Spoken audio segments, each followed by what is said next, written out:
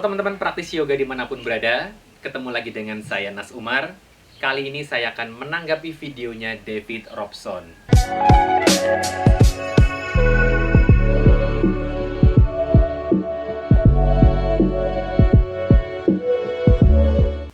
Kenapa saya menanggapi videonya David Robson? Alasannya adalah karena sudah ada beberapa orang yang nanyain ke saya mengenai tekniknya yang viral itu. Ya, bagi yang belum tahu, David Robson adalah seorang praktisi yoga yang belakangan banyak membuat video do and don't. Nah, ini videonya itu banyak ditonton oleh orang yang baru, oleh orang-orang yang sudah merasa bisa, tapi sebenarnya pengetahuannya belum luas-luas amat, gitu ya. Nah, ini biasanya yang jadi korban nih. Nah, termasuk orang yang tanya ke saya. Jadi, ada orang yang tanya ke saya kayak, Nas, kok saya jadi ngerasa bodoh ya? Gerakan yoga yang tiap aku praktekin dipersalahkan sama David Robson gitu. Dan orang lain juga tanyanya sama kayak gitu ke aku ya. Setelah beberapa orang nanyain ke aku, akhirnya wah, saya berpikiran jangan-jangan masih banyak orang di luar sana yang juga ngerasa dipersalahkan oleh David Robson gitu ya.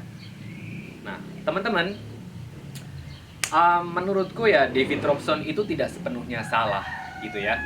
Karena setelah aku lihat dari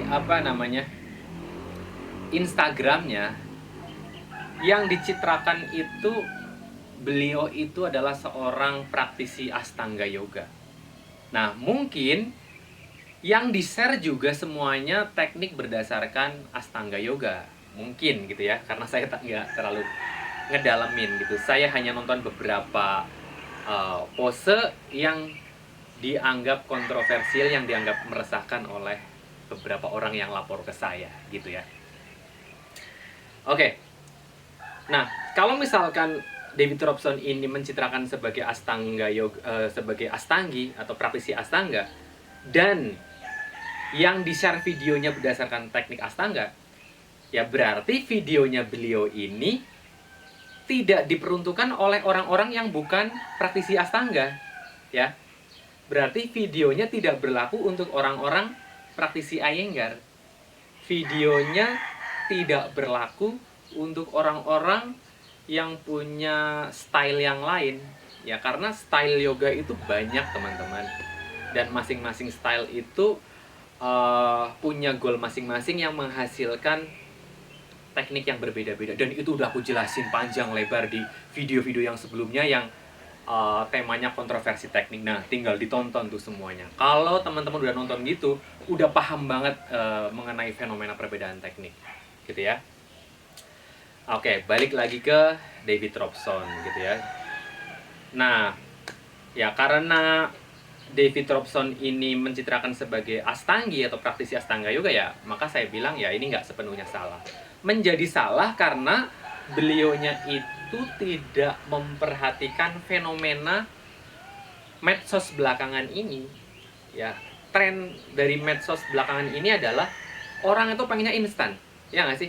Nonton selesai gitu, nggak lihat kanan kiri gitu ya. Nggak, banyak juga yang nggak baca caption sampai akhir misalkan, nggak baca biografinya si David Robson itu siapa gitu ya. Itu generasi sekarang kecenderungannya lagi seperti itu, senangnya instan aja. Nah, harusnya David Robson tahu itu ya. Nah, dengan menyadari adanya kecenderungan yang instan itu, maka harusnya setiap teknik yang di-share harus disertai dengan argumentasi. Ya, misalkan, ya pinggulnya, misalkan langsung ambil kasus saja ya, Warrior One gitu ya. Karena member yang tanya aku tuh Warrior One, praktisi yoga yang tanya ke aku tuh salah satunya adalah tanya ke Warrior One. Kalau yang di-share sama David Robson kan pinggulnya nggak boleh square tuh, sedangkan Iyengar juga harus square gitu. Nah, harusnya dia menyertakan alasannya, iya nggak boleh square, alasannya bla bla bla bla, sumbernya bla bla bla bla. Jadi jelas kayak gitu ya. Jadi jangan cuman kayak do and don't, yang benar begini, yang salah begini, ya. gitu. Jadi kalau seperti itu ya sudah pasti akan meresahkan banyak orang, sudah pasti akan orang-orang yang baru dengan teknik yang berbeda akan ngerasa kayak, ih gue selama ini salah ya, gue bodoh ya, gue nggak pernah bener ya. Jadi seperti itu gitu ya. Kalau orang-orang yang sudah lama sih kayaknya orang-orang yang udah lumayan banyak pengetahuan sih ngelihat videonya David Robson ya biasa aja gitu. Gitulah. Makanya di video di postingan yang sebelumnya saya kan udah posting ya mengenai David Robson, tapi postingnya gambar dan caption. Saya bilang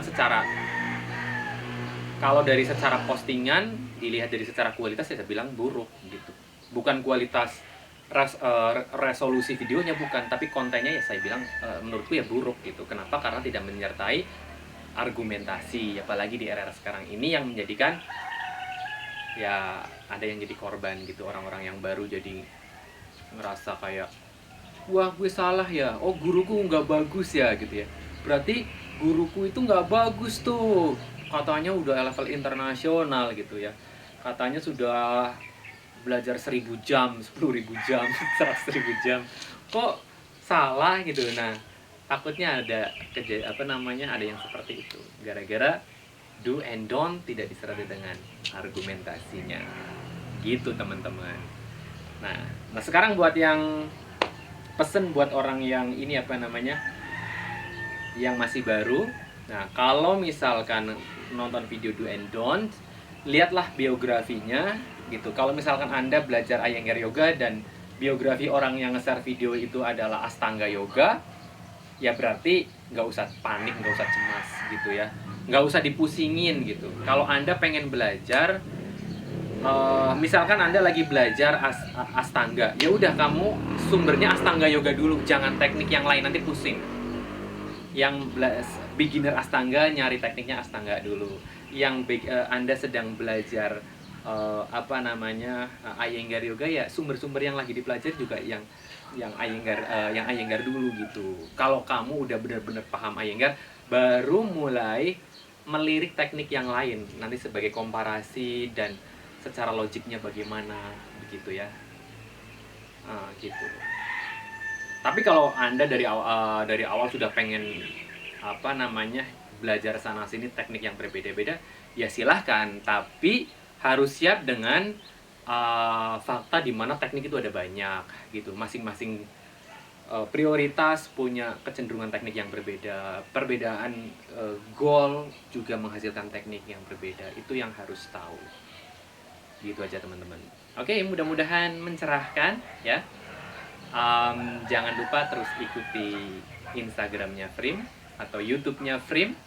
Di situ banyak sekali yang kelihatannya kecil tapi bermanfaat buat kita semua, terutama pada saat kita mengikuti kelas yoga. Oke, saya Nas Umar, sampai ketemu di lain kesempatan. Salam Fit to Freedom.